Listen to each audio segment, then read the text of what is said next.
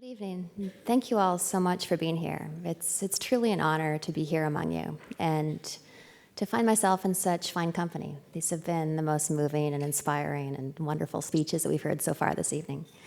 My name's Emily St. John Mandel, and I'm here with my fourth novel, Station 11. Station 11 is about a traveling Shakespearean theater company in a post-apocalyptic North America. That was my elevator pitch. It's a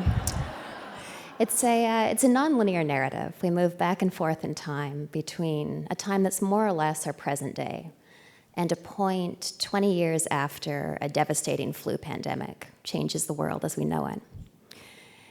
And in that later period, after this apocalyptic event, a small company of traveling Shakespearean actors and musicians has set out on the road, moving between the settlements of the altered world. The starting point for me with this novel was partly just that I wanted to write something very different from my previous three books. They were generally categorized as literary fiction, which is a genre that I very much enjoyed reading and enjoyed writing, but I thought it would be interesting to do something a little bit different. I've always really loved film and theater, and so my initial idea for this book was it would just be about the life of an actor, and I thought it would be just, a very quiet sort of capital L literary, not very plot-driven novel about an actor and a traveling company in present-day Canada, which in retrospect would have been an incredibly boring book. So as I was thinking about what this book would be, I knew that I wanted to have an actor. I wanted it to be about a traveling company. But there was something else that I wanted to write about that I'd been thinking about for a very long time. And that was the sense of awe that I feel at this extraordinary world in which we find ourselves. You look around the modern world, and of course, a lot of things about it are completely appalling. But somebody walked into this room this morning, flipped a switch, and the room was flooded with electric light. A lot of us here in this room arrived here on airplanes. I spoke with my husband earlier, by which I mean that I entered a series of numbers into a handheld device that resulted in a signal being beamed up into the satellites and then back down to South Brooklyn. These are incredible things that I think we take for granted to the extent that we almost don't see them anymore. And of course, one way to write about something, to consider something, is to think about its absence. So it seemed to me that writing a post-apocalyptic novel would be a way to consider the modern world, to think about what the world would look like if all of these trappings of civilization, the running water, the airplanes, the electricity, were to fall away. And for me, it was both fascinating and unsettling to think about losing these things, to think about how we would live in their absence. And the question that I've tried to address in Station 11 is, what would we miss? What would we long for and try to recreate if the trappings of civilization were to fall away?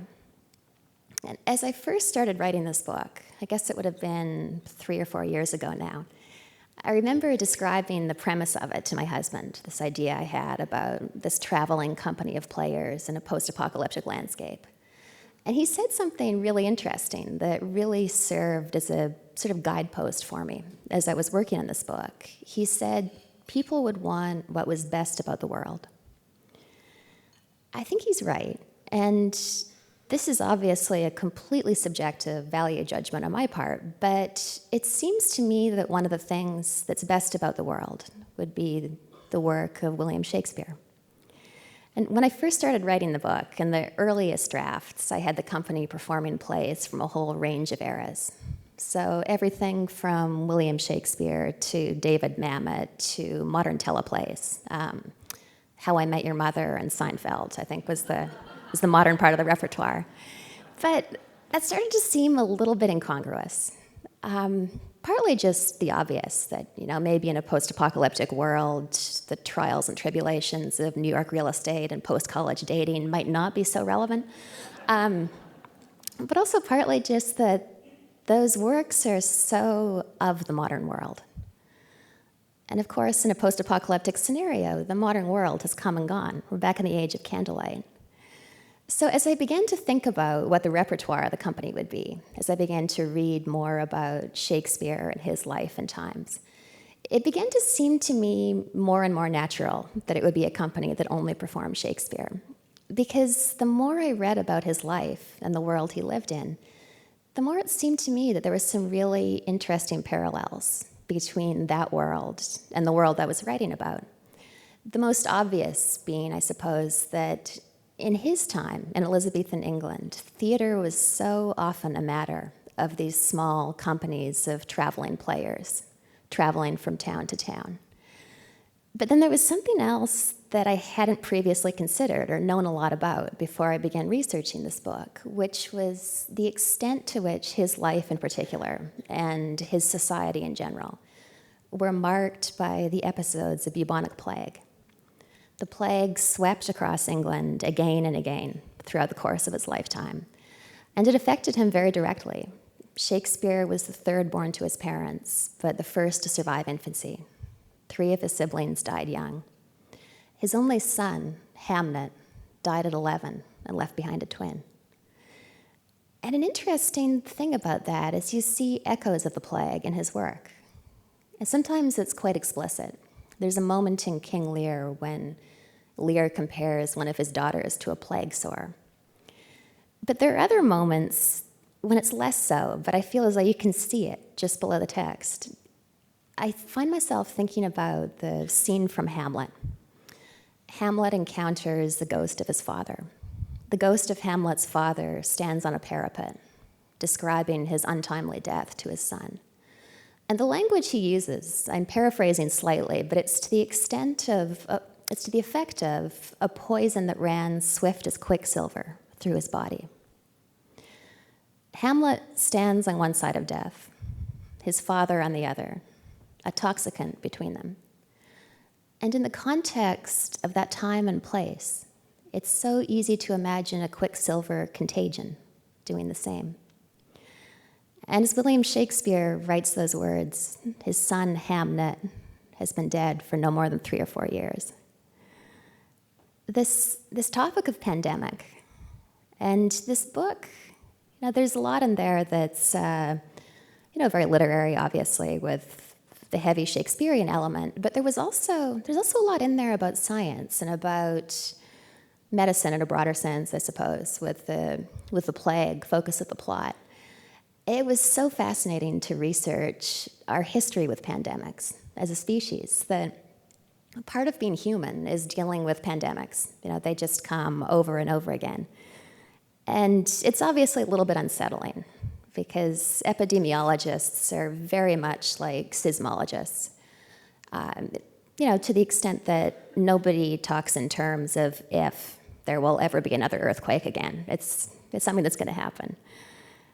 And what you begin to realize as you research this stuff is that if you write a book where a pandemic wipes out a civilization, which is the starting point for Station 11, you're really describing, it's really a non-fictional scenario that's just been somewhat exaggerated. And the stories are fascinating and haunting. There's one that I keep coming back to, I think perhaps in part because it concerns the part of the world where I grew up.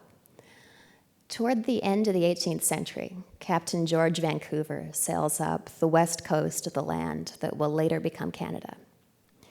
And as he and his crew travel northward, they find themselves increasingly unsettled because here they are in this extravagantly green and verdant climate, this beautiful temperate place, which should be full of people. You can't imagine a more pleasant place to live. It's lush, there are a lot of animals, fresh water, etc. But it begins to seem to them that it's strangely empty. They go ashore and find villages that could house hundreds of people, but they've been abandoned. They begin to find human skeletons on the beach because smallpox has already come through. So we've had these brushes with large-scale disaster, large-scale pandemic over and over again, but as a species, we have continued to survive. And I think that what distinguishes Station 11 from what sets it apart from a lot of other books in the genre, I would even say most books in the genre, is that most of the books in the post-apocalyptic genre that I've read have focused very much on the chaos and mayhem that would immediately follow a societal collapse. And it's not that I don't think that period wouldn't happen. It's that I don't think it's plausible that it would last forever everywhere on Earth. And Station 11 is very much a hopeful book because I was more interested in writing about what comes next. What's the culture that begins to emerge 15 and 20 years after an event of this nature? The motto of the traveling company in the book is "Survival is insufficient," which I stole from Star Trek Voyager. It was just a great line. And so that's the company's motto. It's also the thesis statement, I would say, of this book. Writing this book was such an interesting exercise because I found myself looking at everything around us, at the incredibly fragile details of this apparatus that we refer to as civilization, thinking about what we would miss, about what we take for granted. And there are the obvious large things that you think of right away, like no more electricity, no more airplanes, no more cell phones. But then each of those things carries with it a whole raft of smaller details that seem so commonplace that we almost don't notice them, but they really comprise the fabric of our day-to-day lives, our memories and our experiences. No more electricity. That means no more ball games played out under floodlights. No more diving into pools of chlorinated water, lit green from below. No more social media. No more picking up these handheld devices with their lit screens, reading about and commenting on the lives of others, and in so doing, feeling slightly less alone in the room. No more avatars. No more flight. No more looking through the airplane window at night at 30,000 feet, seeing the constellations of towns below on the ground, and imagining the lives lit up by those lights at that moment. Station 11 is a plot-driven novel set largely in a post-apocalyptic landscape, but it's also a love letter to this world we live in. Thank you all so much.